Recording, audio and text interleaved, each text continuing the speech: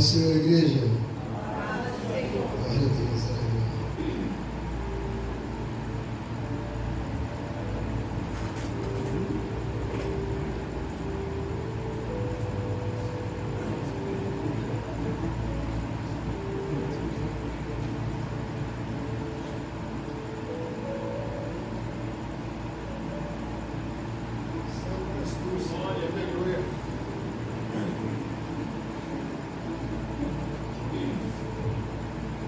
Bem, irmãos, eu quero ler lá em Eclesiastes, capítulo 3, apenas o primeiro versículo.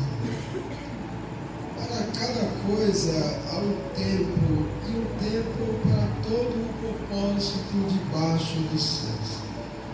Há um tempo e um tempo para todo o propósito debaixo dos céus. Amém?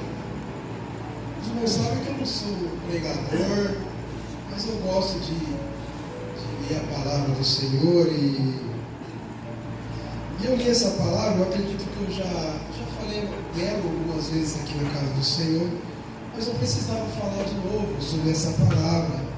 O Senhor estava falando comigo esses dias que eu estava em casa, e essa palavra que diz em Eclesiastes: há um tempo e um tempo para todo o propósito debaixo dos céus. Quando falamos de propósito, não tem como falar sobre processo. Parece que uma coisa vem junto à outra. E quando falamos de propósito e processo, a Bíblia ela vai falar sobre um texto, acredito que todos conhecem aqui, que fala sobre José. Acredito que todos conhecem sobre José. José é o governador do Egito. Antes que José ele fosse governador do Egito, houve um tempo e também houve um propósito para José. O projeto era de Deus para José e também incluía a sua família. Se você for pegar o texto lá em Gênesis, onde fala sobre a história de José, no final você vê que José encontra com seus irmãos. Deus viu em José as características de um governador, mas não para o momento, mas sim para o futuro. Deus dá a José sonhos e sonhos de revelações futuras.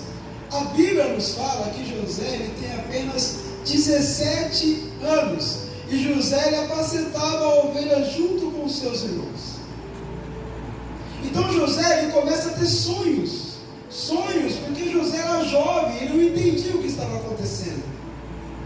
E quando a Bíblia fala lá em Gênesis 37, quando José ele começa a ter sonhos, ele começa a ter sonhos que fala primeiro sobre os feixes. E depois no 9 vai falar sobre o sol, sobre a lua e sobre as estrelas que se curvavam sobre José. E através desses sonhos começa o processo de José. E José ele não entendia o que estava acontecendo. Mas eu acredito que aqui dentro do coração de José queimava. E ele sabia que aquele processo havia um propósito. Por quê, igreja? Porque muitas das vezes o processo não é sobre entender, não, mas sim sobre confiar que o processo é necessário para um propósito. O processo muitas vezes é doloroso. O processo muitas das vezes nos machuca. José, se você ler na história, José foi arrancado dos seus irmãos, da sua família. Ele foi levado para os seus pais como morto, porque apenas levaram uma túnica com sangue. José foi traído pelos seus irmãos. José foi vendido como escravo através dos seus irmãos. José teve proposta para sair do processo dentro do palácio. José foi preso por algo que ele não fez. Mas com tudo isso, José não saiu do propósito. Porque o processo não vai ser maior do que o propósito.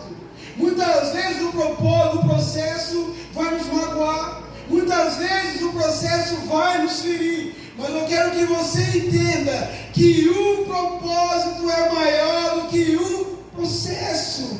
Vai valer a pena. Se você for ver a trajetória de Jesus até a sua crucificação, pelas chicotadas que Jesus passou, pelos açoites que ele passou, pelos pregos em suas mãos, pela cruz que ele foi carregado. Todo aquele processo teve um propósito para que nós estivéssemos aqui hoje à noite. Então, entenda o processo, porque tem propósito naquilo que você está passando. Você pode ser que você não esteja entendendo todo esse processo, mas tem um propósito. Amém? Assim eu quero agradecer a oportunidade em nome de Jesus.